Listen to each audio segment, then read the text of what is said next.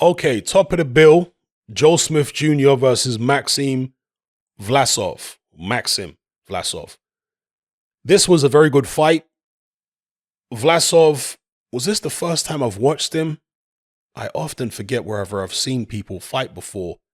He lost to Krzysztof Glovatsky back in 2018. Don't think I saw that fight. Beat Isaac Chilemba. Lost to Gilberto Ramirez.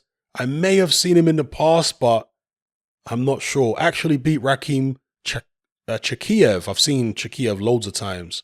He looks like Zangief with a monobrow. Did I see that fight?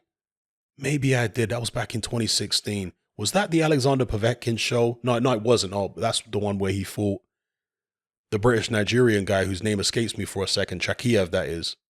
Okay, that was on the Lebedev-Gassiev undercard. Maybe I did see that then. Because I've seen Chakiev get turned over several times. So maybe I have seen him before. But either way, in this fight against Joe Smith Jr., he boxed very impressively. He came out early, both hands down. He was clearly the more fluid of the two. Faster feet, faster hands. He was getting his punches off first. You could see that Joe Smith Jr. was quite frustrated dealing with the movement, the fluidity, the hand speed, the foot speed of Maxim Vlasov. And Vlasov was messing with the range a lot. And you see, when you've got a guy like Joe Smith Jr., who is a bit stiffer, a bit more robotic than someone like Vlasov, they usually need to set themselves to be able to deliver power. And Joe Smith Jr. is a power puncher. So if you're constantly moving in and out of range, like every few seconds, every 1 or 2 seconds, just messing with the range constantly, moving back and forth, in and out, in and out, a guy like Joe Smith Jr. will struggle to pull the trigger in a situation like that because he knows if he does pull the trigger, he might fall a little bit short and then you're going to counter him. And that's what Vlasov's style was all about in his fight, was using the extra speed, foot speed and hand speed, hands down, trying to get Joe Smith Jr. to commit to a shot where he can make him miss and make him pay. That was the whole principle behind what he was doing. And he was doing it very effectively. He actually had Joe Smith Jr. backing up, which is something you rarely see. Joe Smith Jr. is a very strong guy. He had Joe Smith Jr. backing up against the ropes, hitting him with big shots. And it was a very frustrating fight for Joe Smith for a long while. He had pockets, of success. He was landing some body shots here and there, landing some big shots to the head here and there. As the fight progressed and Vlasov started to become a bit more stationary, he tried to push Smith Jr. back more to compensate for the fact that he couldn't move around as well as he was doing earlier on in the fight. Now, he was still pushing Joe Smith Jr. back quite a bit early in the fight, but the later it went, the less movement Vlasov was doing, the more he had to commit to pushing Joe Smith Jr. back because he knew he didn't have the energy to move all around the ring. And Joe Smith Jr., I think, sensed that. The fight started to become a bit more physical. I think it was the 11th round where Smith mounted a big rally and Vlasov ended up on the canvas from a shot which was deemed to be on the back of the head.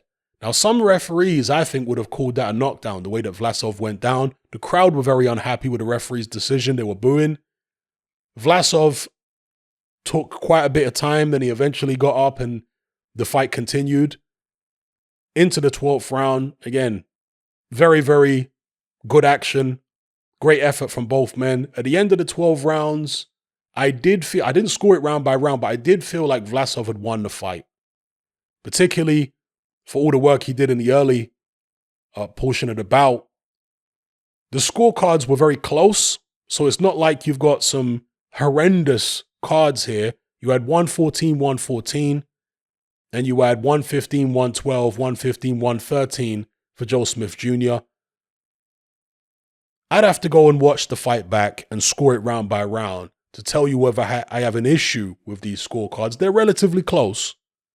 I do find it a little off that there isn't even one judge that went for Vlasov. That is a little off to me. You know, if one of them had it, maybe 115, 113 to Vlasov, the third judge, and it had been a split decision for Joe Smith Jr., I think most of us would feel more comfortable about the situation. But to have it 2 for Joe Smith and the other one a draw, Vlasov ain't going to be feeling good about that. It kind of reminds me of Sergey Kuzmin when he fought Martin Bacoli. Kuzmin ended up losing the fight. I'm not sure if it was a split decision, but I thought he was pretty hard done by. I don't want to call that fight a robbery, but he was pretty hard done by in that fight. I thought Kuzmin won it by at least a couple rounds. Maybe that's the case here with Smith Jr. against Vlasov. But again, I haven't scored the fight round by round. I was just watching it and enjoying it. Let me know what you guys think in the comments below. And of course, it was for the vacant WBO World Light Heavyweight title. Joe Smith Jr. is now a world champion, I believe, for the first time in his career. He's never been a world champion before, has he? I know he's fought for the world title, of course, against Dmitry Bivol.